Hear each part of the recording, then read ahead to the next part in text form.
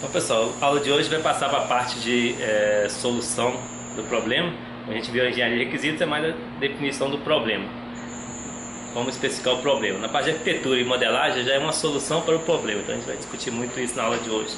Esse é o capítulo 6, se eu não estou enganado, do livro texto, que é o livro Somerville. Vou começar falando um pouco sobre a arquitetura de software no geral, passando pelos conceitos principais. Então, começando com uma definição simples de arquitetura, mas antes disso, de projeto. Então, projeto é uma atividade criativa. Então, cada arquiteto, cada analista, cada projetista tem a sua própria forma de visualizar o sistema. Então, não é aquela solução já pronta, apesar de que a gente vai ver alguns padrões arquiteturais que são soluções parciais, mas a ideia é que um sistema tem suas próprias especificidades. Então é bom você criar o seu próprio, ou você tem que criar a sua própria solução, até o seu próprio projeto para aquele sistema em particular. A arquitetura de software em particular faz uma ligação entre o domínio do problema e o domínio da solução, que a gente diz na engenharia de software. O domínio do problema seria a engenharia de requisitos, onde você está preocupado em entender o problema do cliente, sem se preocupar com a solução. E hoje vai migrando para a parte de projeto, para a parte de arquitetura, seria o domínio da solução, que é você encontrar uma solução que resolve o problema do cliente. A arquitetura é um dos primeiros passos de projeto, o primeiro passo para desenvolver uma solução para o problema, mas geralmente é conduzido em paralelo com a engenharia de requisitos. Então não é que é uma coisa totalmente isolada como é proposto no cascata. O cascata seria primeiro resolve o documento, o problema do cliente, na engenharia de requisitos, depois passa para a solução, a arquitetura. Mas na prática isso não funciona, como a gente já discutiu na disciplina. Então normalmente a arquitetura é conduzida em paralelo com a engenharia de requisitos, apesar de já ser o primeiro passo da solução do problema do cliente. Duas coisas principais que tem na arquitetura de software. Uma é tentar identificar os componentes principais. Na aula de hoje eu vou tender a falar componentes, mas poderia ser interpretado como subsistemas. Então, quando a gente fala de arquitetura de software, a gente costuma usar o termo componente arquitetural, componente de software. Então vou tentar usar predominantemente componente de software, componente, mas vocês podem entender como um subsistema. Então a primeira coisa da arquitetura é identificar os subsistemas, os componentes principais, as partes grandes do sistema que vão resolver as partes do problema do cliente. E a segunda parte da arquitetura é justamente como que esses componentes se conectam. Então, definir as interfaces de comunicação entre um componente e outro. Por exemplo, se você tem um sistema de e-commerce, você tem um componente de compra, um componente de venda, um componente de controle de estoque, e aí cada componente desse vai ter sua responsabilidade, mas eles vão ter que cooperar de alguma forma. Isso seria a interface de comunicação entre os componentes. A arquitetura ela é uma disciplina bem clara na engenharia de software, porque ela tem uma série de vantagens, ou pelo menos propõe uma série de vantagens para o desenvolvimento de sistemas grandes. Obviamente que o que a gente fala na engenharia de software geralmente se aplica para sistemas grandes e complexos. Se você desenvolve um sisteminha pequeno, mil linhas de código, sisteminha para disciplina, talvez você não sinta tanta necessidade de criar arquitetura de software, de projetar uma arquitetura de software. Mas quando se move para o mundo real, onde a gente tem sistema de milhares, centenas de milhares, talvez milhões de linhas de código, aí sim aparece a necessidade da arquitetura, por exemplo, para facilitar a comunicação entre os stakeholders. Então a gente já viu isso na disciplina, essa definição. Stakeholders são os vários interessados no sistema, por exemplo, as várias pessoas da equipe de desenvolvimento, seja o arquiteto, seja testador, seja programador, seja o analista. Essas pessoas elas têm que se comunicar, e se comunicar em cima do código-fonte normalmente é muito complicado. Então, a arquitetura facilita essa comunicação, onde as pessoas têm uma visão mais abstrata dos subsistemas, como que esses subsistemas são distribuídos, como que eles comunicam, etc. Uma outra vantagem é facilitar a análise. Então, entender o sistema em termos de linhas de código, em termos de código-fonte, é muito complicado. Então, você pode estudar a arquitetura, tomar decisões em cima da arquitetura. Por exemplo, a gente vai falar bastante na aula de hoje dos requisitos não funcionais. O sistema precisa ser seguro. Como que eu vou garantir que na arquitetura eu já tenho essa preocupação com segurança? Por exemplo, criar umas camadas mais protegidas por trás de um firewall, por trás de um sistema de segurança, ou quero um sistema que seja distribuído entre várias máquinas. Então, na arquitetura eu já vou prever isso. Posso, por exemplo, já pensar na arquitetura onde cada componente é desacoplado do outro componente e eles rodam em máquinas diferentes e a comunicação via rede, por exemplo, chamada de método remoto. E outros requisitos não funcionais também, segurança, desempenho, distribuição, são exemplos clássicos de requisitos não funcionais que você já pode tentar tratar na arquitetura de software. Outra vantagem, talvez a mais clara delas, pelo menos na minha visão, é a questão da reutilização em larga escala. Então, se você está no nível de reutilização de métodos e funções, nível de código, você vai reutilizar pouca coisa. É uma funcionalidade que está disponível na API, é um objeto que você criou e ele é genérico suficiente, você pode reutilizar. Quando você pensa em arquitetura, a ideia é que você talvez consiga reutilizar uma parte grande do sistema. Por exemplo, um componente, um subsistema. Você pode ter um componente calculadora, por exemplo, e todo sistema que utiliza calculadora, você pode reutilizar esse componente. Esse componente pode ser composto de vários objetos. Então, pode ser um subsisteminha que está dentro do seu sistema, e você consegue reutilizar ele em outros contextos. Normalmente a arquitetura afeta, pelo menos a discussão grande de que a arquitetura é importante por causa dos requisitos não funcionais. Então, por exemplo, a arquitetura pode afetar o desempenho, um requisito não funcional. Se você distribui o seu sistema em várias máquinas e não tem uma infraestrutura adequada de comunicação entre os vários componentes, os vários subsistemas, você pode ter problema de desempenho. Ou se você precisa distribuir o seu sistema, você tem que pensar numa arquitetura que permita isso. Tem, por exemplo, alguma infraestrutura que permite a comunicação, talvez algum componente, como o pessoal diz, middleware, algum tipo de arquitetura que facilita essa distribuição e a comunicação entre as partes distribuídas. Ou questão de manutenção. Então, sistemas modernos têm que ser o mais mantenível possível, mais fácil de evoluir e de mudar. Então, você fazer componentes independentes, substituíveis, facilita quando você precisar mexer em algum componente. Você pode, por exemplo, tentar conter as suas mudanças naquele componente. Se ele for autocontido, você consegue mexer nele, talvez até substituir aquele componente sem afetar grandemente o resto do sistema. A notação que é usada no livro do Somerville, que é o livro de texto, para representar a arquitetura de software, geralmente ele usa a notação diagrama de componentes.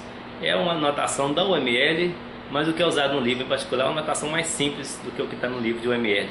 Então a gente vai ver a notação do livro. Eu vou tender a usar a notação do livro, que é a notação mais simples, mas também a gente vai ver exemplos da notação um pouco mais elaborada, como aparece no livro UML, no padrão do UML.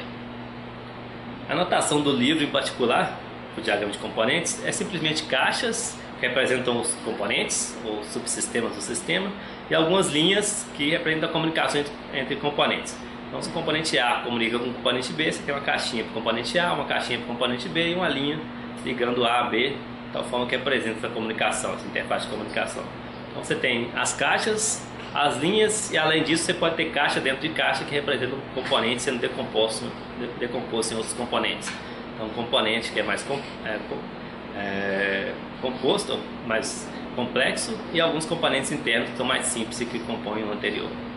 Só para dar um exemplo bem simples aqui, então essa é a notação, para quem não entendeu ainda, a notação do diagrama de componentes simplificada, que é comumente usada no livro do Somerville quando se quer mostrar alguma arquitetura de software.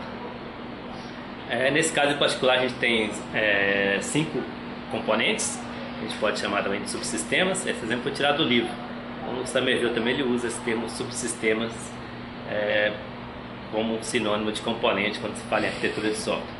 Então, nesse caso ele tem o subsistema de venda, o subsistema de controle de estoque, o subsistema de fornecedores, o subsistema de entrega e subsistemas de gerência de pessoal. Então, 5 subsistemas que se comunicam. Alguns deles se comunicam diretamente, outros não se comunicam diretamente. Por exemplo, o subsistema de fornecedores não se comunica diretamente com o subsistema de entrega. Não há nenhuma linha ligando os dois diretamente. Eles podem se comunicar indiretamente via subsistema de controle de estoque. É uma notação simples, mas ela pode ser bastante útil. Por exemplo, se você quer comunicar com outras pessoas, você mostra uma notação dessa, simples, 5 componentes, 6, 7 componentes.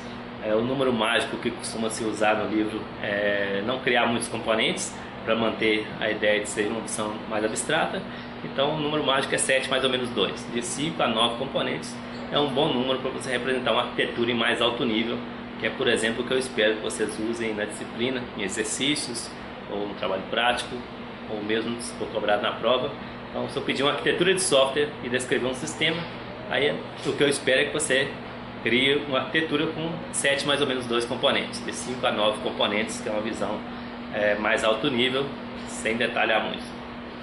Então isso já facilita a comunicação, por exemplo, aquelas coisas que eu discuti, sei quais são os subsistemas principais do meu sistema, sei quais que se comunicam, voltando ao exemplo anterior, o subsistema de controle de estoque que comunica diretamente com o subsistema de fornecedor. Então, sei isso, eu consigo fazer discussão sobre isso. Por exemplo, se esses dois subsistemas estão em máquinas diferentes, eu já consigo discutir dizendo qual que é a forma de comunicação. Vai ter uma rede aqui, qual que vai ser o protocolo. Então, já consigo prever coisas, por exemplo, pode ter problema de rede, pode causar problema de desempenho de comunicação, overhead de comunicação entre um subsistema e o outro, se eles estiverem em máquinas diferentes. Apesar de simples, já dá para discutir algumas coisas. É útil também para questão de planejamento. Por exemplo, eu não comecei a fazer o meu sistema ainda. Estou no nível anterior à codificação, onde eu estou tomando as decisões primordiais no nível arquitetural. Eu posso decidir, por exemplo, alocar paralelamente um componente ou outro. Se o componente A não se comunica com o componente B, eu posso alocar equipes independentes para mover esses componentes. É o caso no nosso exemplo do componente subsistema de fornecedor e o subsistema de entrega.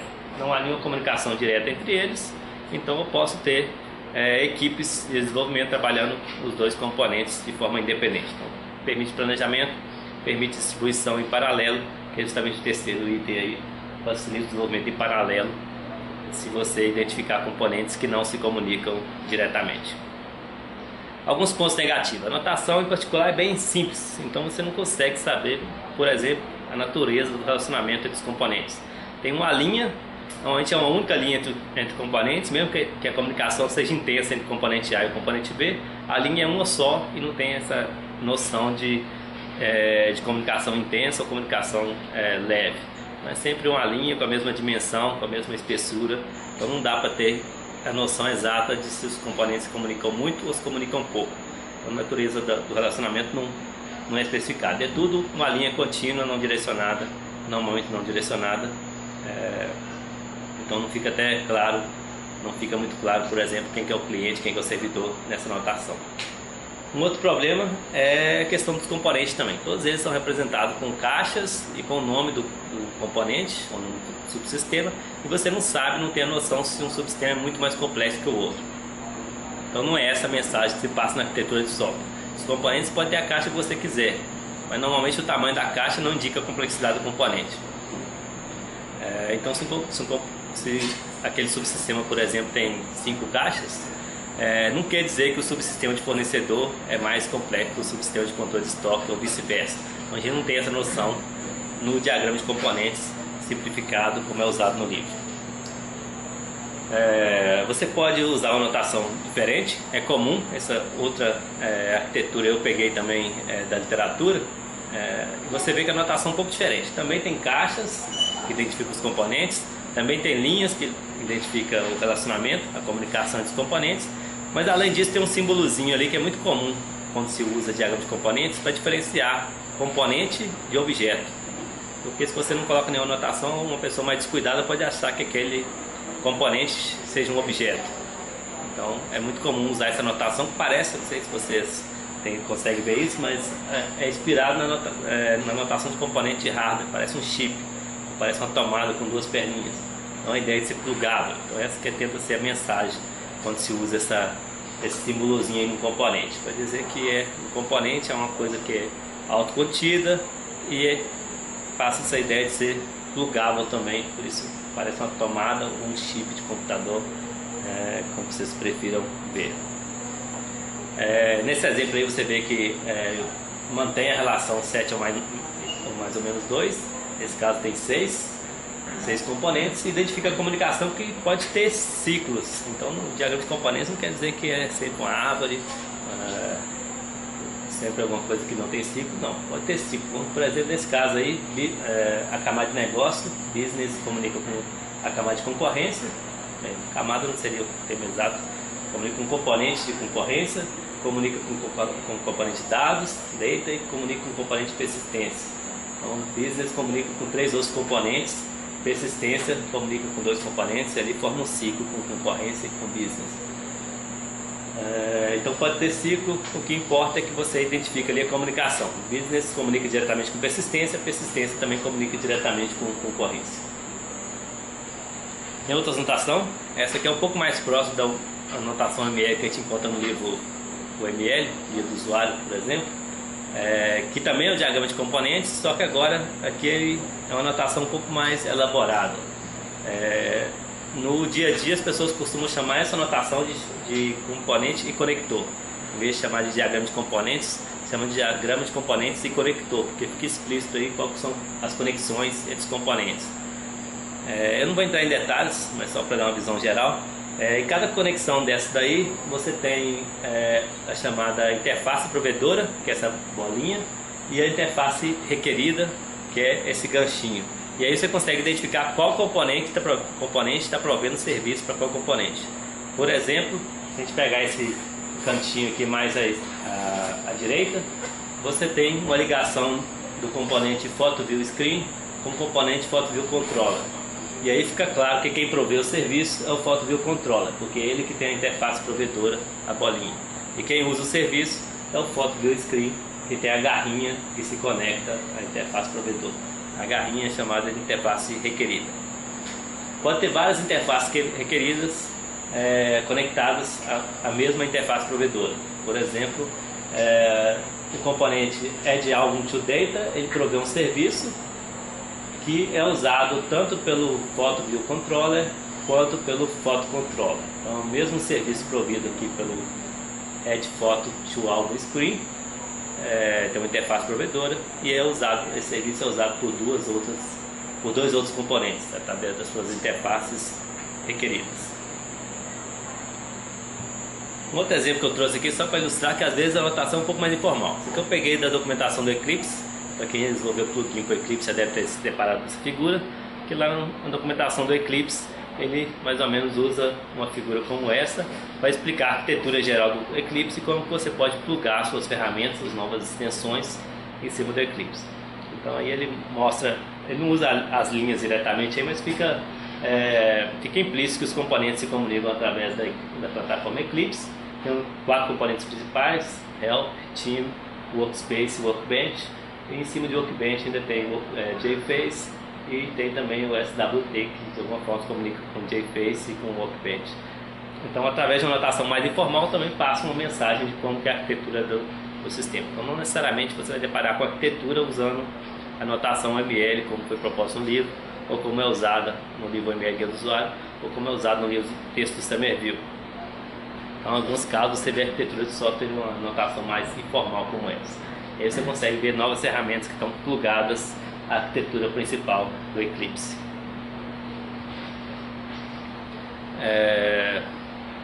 Normalmente, quando você está pensando em arquitetura de software, você tenta responder uma série de questões. Então, no livro ele enumera várias questões que você deve pensar. Muitas delas estão associadas aos requisitos não funcionais. Eu coloquei o símbolozinho laranja ali mais para lembrar que lá no livro tem outras questões. Eu peguei algumas delas só para ilustrar, só para vocês verem que muitas estão associadas justamente aos requisitos não funcionais. Por exemplo, primeira questão: como o sistema está distribuído em diferentes máquinas. Então tem a ver com distribuição. Então, quando você está criando uma arquitetura no sistema, você deve se preocupar: eu vou distribuir meu sistema? Se vou, como que eu vou distribuir os módulos, os componentes entre as várias máquinas? Outra pergunta: como as funcionalidades vão ser decompostas em componentes? Então, a ideia é que você tenha vários componentes, vários subsistemas. Então, como que eu vou distribuir?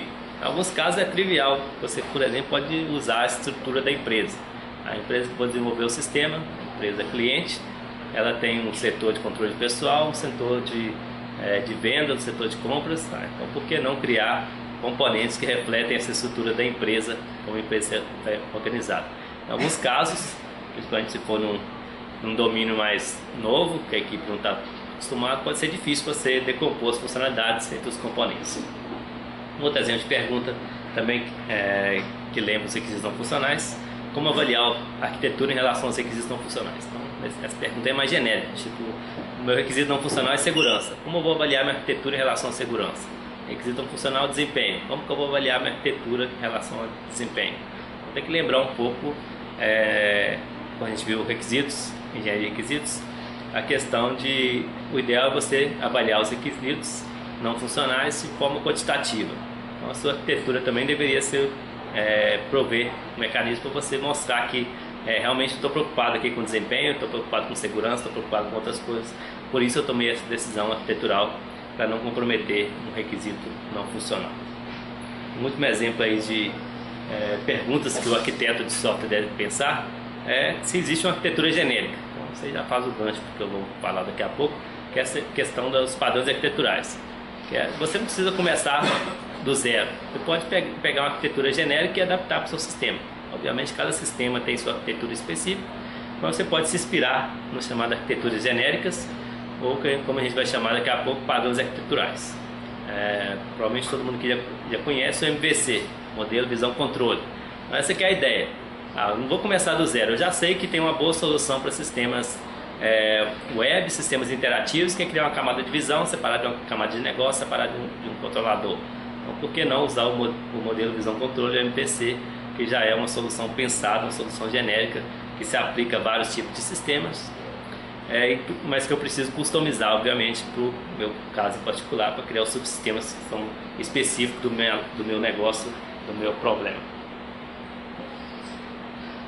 Como eu falei, requisito não funcionar é uma coisa recorrente, então eu dei exemplo de 3 aí nesses slides que você pode projetar a sua arquitetura para favorecer ou não esses requisitos. Você precisa de desempenho, por exemplo, escolher componentes que rodam localmente na mesma máquina pode ser melhor, mais fácil a comunicação, menos overhead de comunicação, melhor desempenho.